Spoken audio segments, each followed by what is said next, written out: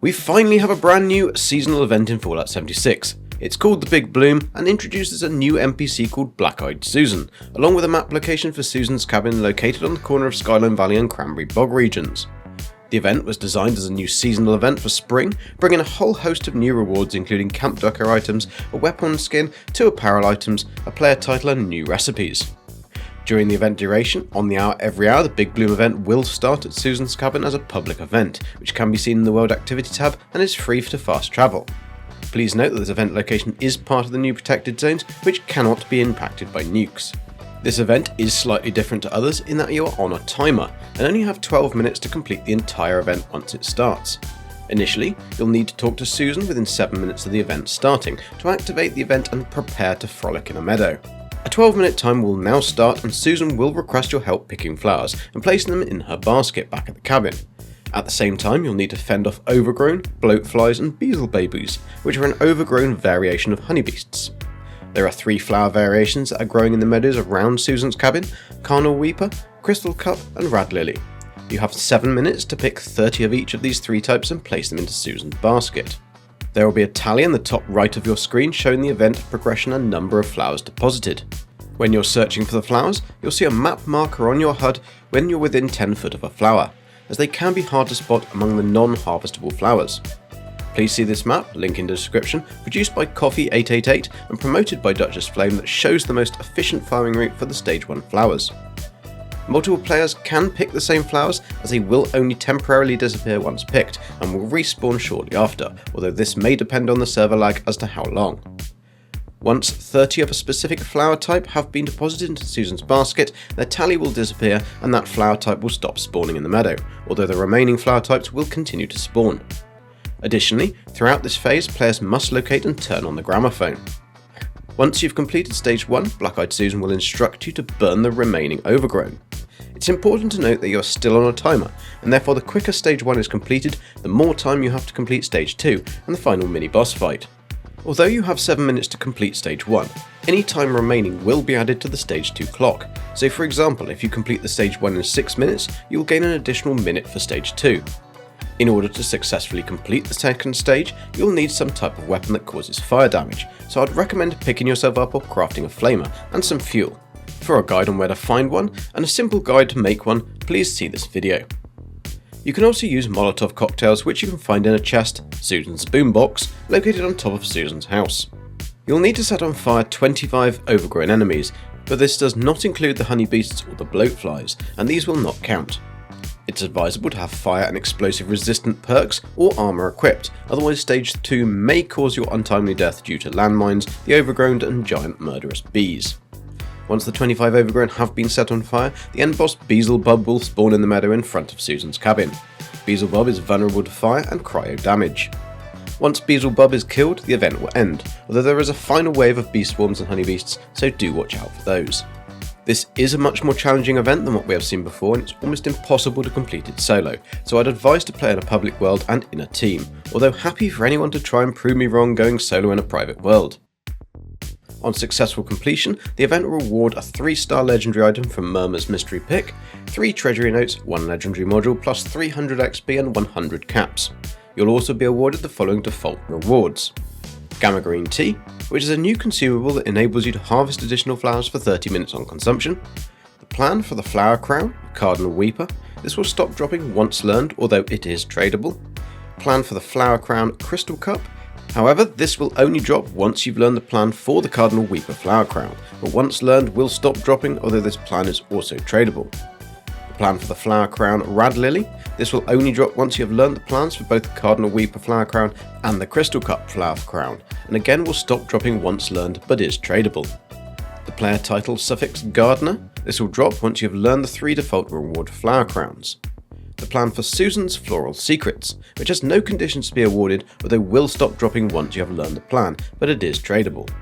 Susan's Floral Secrets plan unlocks the following craftable items at the Tinker's Workbench. These are needed to craft some of the other common and rare rewards, although each hybrid flower will require specific ingredients to craft, and they are the following. The Candy Kill requires 1 nuclear material, 1 Cardinal Weeper and 2 Glory Bell to craft. The Ember Gold requires 1 nuclear material, 2 Cardinal Weepers and 2 Rad Lily to craft. The Giga Blossom requires 1 nuclear material, 1 glory bell, 1 sea sprout and 2 candy kills to craft. The glory bell requires 1 nuclear material, 1 green invader and 2 ember gold to craft.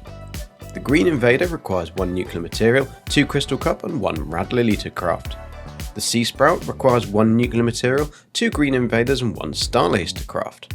And the star lace requires 1 nuclear material, 2 carnal weepers and 2 crystal cups to craft. You'll also receive between 5 to 10 flowers of one of the 3 base flowers you collected in the first stage of the event: carnal weeper, crystal cup and rad lily. These are used to craft flower crowns, Black-Eyed Susan's Soothing and the Potto camp resources that I'll cover next. It's important to note that if you have more than one character or want to make a lot of caps, it would be worth running the event several times to obtain a quantity of the plan of the Cardinal Weeper flower crown before learning its plan, then doing the same for the Crystal Cup flower plan before learning this plan, and then once again doing the same for the Rad Lily flower crown before learning this plan. This would also apply to the plan for the Susan's Floral Secrets, as all these plans will stop dropping once you've learned them, so after the event these plans will be worth a lot in player vendors, to people who have missed the event, have second characters that don't know the plan, or for new players. There are 13 common rewards, of which you'll be guaranteed 1 to drop on successful completion of the event. Although each individual plan only has a 7.69% chance, they will all continue to drop once they're learned and are all tradable. There are 5 additional flower crown plans, including the Ember Gold, Glory Bell, Green Invader, Sea Sprout and Star Lace.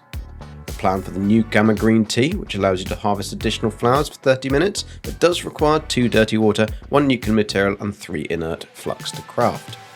The plan for the small glazed pot that once built in camp displays 1 standard or hybrid flower that comes with the event. The plan for the medium glazed pot that once built in camp displays 3 standard or hybrid flowers that come with this event. The plan for the Potto Carnal Weeper, which is a camp resource and produces carnal weepers over time, but has a build limit of 1 per camp and workshop. The plan for the Potto Crystal Cup, which also is a camp resource producing Crystal Cup over time and has the same build limit. And the plan for the Potto Rad Lily, which again is a camp resource producing Rad Lily over time and has the same build limit. The plan for the Wasteland Florist Apron, and the plan for the Wasteland Florist Sun Hat. There are 9 rare rewards and you have a 33% chance to receive one of these on successful completion of the event, although they only have an individual 3.66% chance to drop, but like the common rewards they are all tradable and will continue to drop once learnt. There are 2 additional flower crown plans, the Candy Kill and the Giga Blossom.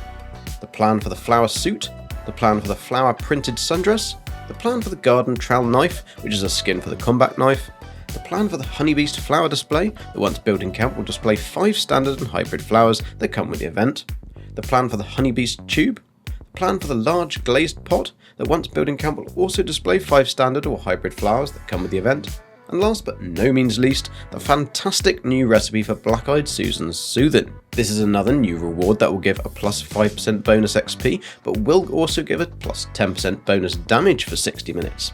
However, unlike the Mothman Tome, you are only getting the recipe to make the brew, so you will still need to craft it. This might not sound too tricky, but it is a little more challenging than you might expect, as it requires 2 dirty water, 1 glory bell, 1 sea sprout and 1 giga blossom.